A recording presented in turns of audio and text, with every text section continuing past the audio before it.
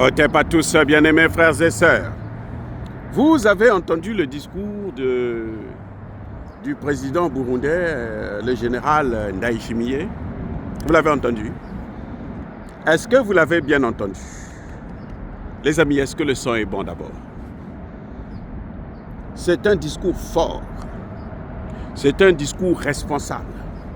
C'est un discours que je qualifie de génial. C'est exceptionnel. Monsieur Ndayishimiye vous dit tout simplement que si le Rwanda continue à troubler la sous-région, j'interviendrai. Et je déclarerai la guerre contre le Rwanda. Hein? Les amis, est-ce que vous avez entendu ça? C'est-à-dire qu'en gros, là, ce discours-là, M. Ndayishimiye dit à Kagame, je suis prêt à vous déclarer la guerre parce que vous avez fait assez trop de dégâts dans ce pays et notamment en RDC. Vous avez assez déstabilisé notre sous-région et maintenant, nous n'allons plus vous laisser continuer à faire ce que vous avez l'habitude de faire. Voilà ce que le président du Burundi est en train de nous dire. Gentiment, tranquillement. Hein? J'allais dire à l'aisement. Vous comprenez? C'est-à-dire, ce message-là a une signification hautement politique. Pourquoi Ndayishimiye n'avait pas dit ça il y a 30 ans? Il était général de l'armée avant d'être président. Pourquoi c'est maintenant? Pourquoi il n'a pas dit ça il y a 2 ans, il y a 1 an, quand le Rwanda a occupé carrément Goma et Bukavu? Pourquoi c'est maintenant? Pourquoi c'est comme par hasard après les sanctions contre Kagame, après la dernière intervention des services des autorités américaines qui demandent à Kagame de quitter ou au cas contraire, on va le quitter. C'est-à-dire qu'ils vont l'enlever de là. Pourquoi c'est après que les États-Unis aient stoppé leur radar et rendu aveugle le gouvernement de Paul Kagame? Pourquoi? C'est parce que le message vient des États-Unis.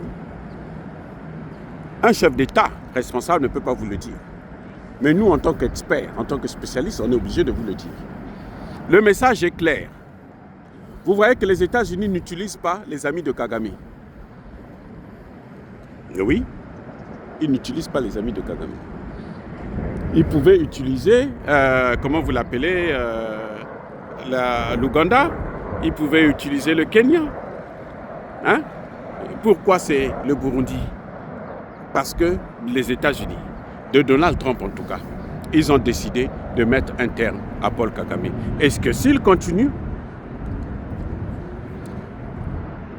sa fin ne viendra pas de la RDC, mais du Burundi?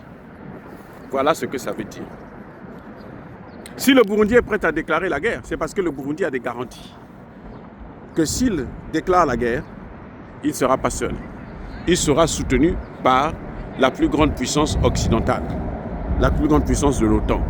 Parce que nous savons que Kagame est toujours avec la France. Mais le Burundi est avec les États-Unis. Indirect. Mais c'est les services secrets, non? On ne parle pas de ces choses-là au marché. Hein? On ne parle pas de ces choses-là dans un dîner de gala, non? Ça, c'est un problème de service de renseignement. Et nous, ce que nous faisons là, c'est une analyse des faits, de ce que nous voyons. La science politique, c'est ça, là. La particularité de la science politique. Pas de la politique, mais la science politique. Il n'y a même pas de mots, il n'y a pas de notes. Les services secrets ne travaillent pas sur des notes. Sauf s'ils sont ultra confidentiels. Mais nous, par rapport à ce qu'on nous dit, par rapport à ce que nous écoutons, par rapport à ce que nous voyons en tant que docteur en sciences politiques, on vous dit, voilà d'où ça vient. Voilà ce qui se passe. C'est un message que les États-Unis sont en train de donner à Paul Kagame. Que attention, si tu continues, nous on te demande encore une fois de plus de retirer tes troupes. Parce que nous sommes venus pour investir au Congo, nous avons besoin de matières premières et nous voulons piller là, dans le calme. Pas comme faisaient nos prédécesseurs dans le sang. Non, pas du tout. là, les choses ont changé. Voilà ce qui est en train de se passer exactement, les amis. C'est ça que nous avons aujourd'hui comme message à vous donner. Donc, le Burundi est soutenu par les États-Unis d'Amérique. C'est pour ça qu'il prend ses positions. Soyez bénis.